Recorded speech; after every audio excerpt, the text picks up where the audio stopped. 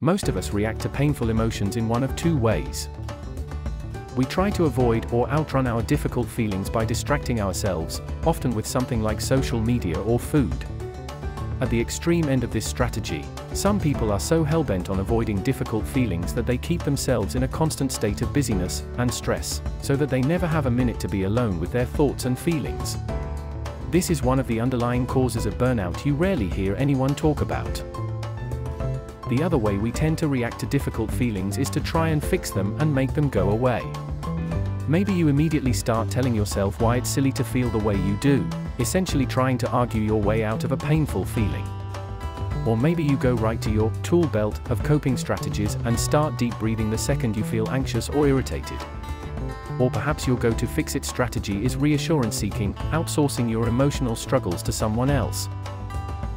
While these strategies of escape and fix work in the short term, i.e. they give some temporary relief, they make difficult emotions harder to manage in the long term. And the reason is pretty straightforward. When you constantly try to escape or eliminate your feelings, you teach your brain to see them as enemies. And if your brain believes its own emotions are bad or dangerous, you're going to start chronically feeling bad about feeling bad, anxious about feeling sad, angry about feeling anxious, guilty for feeling angry, etc. The healthier way to manage difficult feelings is to change your relationship with them. Instead of treating painful emotions as enemies to be avoided or eliminated, you can learn to treat them as friends to be understood and accepted. Here are 4 tips to get you started. 1. Name it to tame it. A healthier relationship with your emotions begins with using better language to talk about them. Most people have developed an unconscious habit of intellectualizing their emotions, using highly conceptual and vague language to talk about feelings rather than plain straightforward words. For example, your partner forgets to take out the trash despite the fact that you've told them several times that you really need more help with household tasks. They see that you're upset and ask what's wrong. Instead of being honest and saying I'm really angry right now, you intellectualize and say, nothing. I'm just stressed. There are 2 problems with this. Stressed is not an emotion. It's a concept that includes a range of difficult experiences from thoughts and emotions to physical sensations. Stressed is not an accurate description of how you feel. It's a more socially acceptable way of describing feeling bad. But it's not an accurate reflection of how you're actually feeling.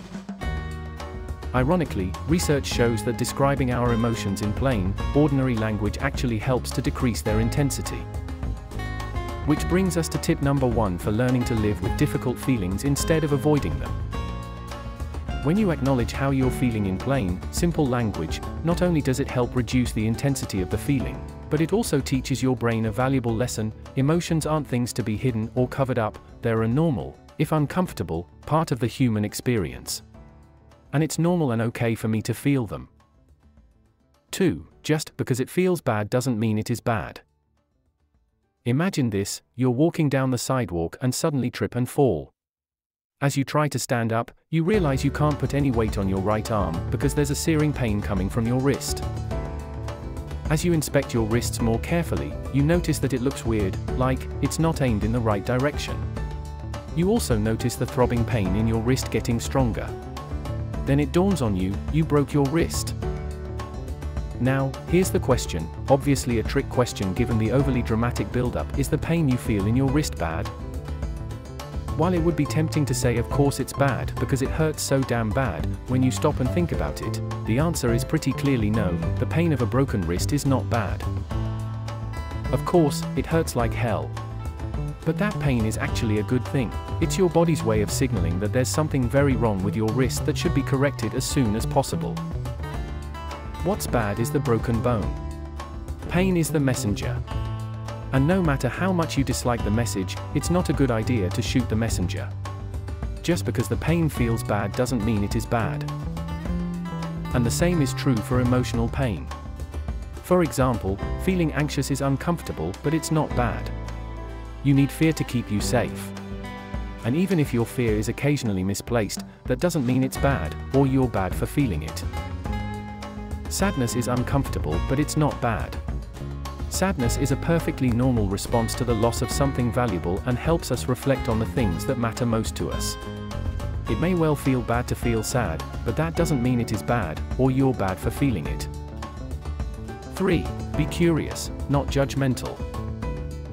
So you're hopefully nodding your head in agreement with my idea in the last point, that just because an emotion feels bad doesn't mean it is bad. But what do you do after you've acknowledged that it's not bad to feel bad? You don't have to do anything. Once you accept the premise that just because it feels bad doesn't mean it is bad, doing nothing becomes a perfectly valid, and actually very effective, method for handling difficult feelings. Of course, it takes a fair amount of practice to get in the habit of acknowledging our difficult feelings honestly, instead of intellectualizing them, then reminding ourselves that even though they feel bad doesn't mean they are bad, and then just letting them be while we go about our lives.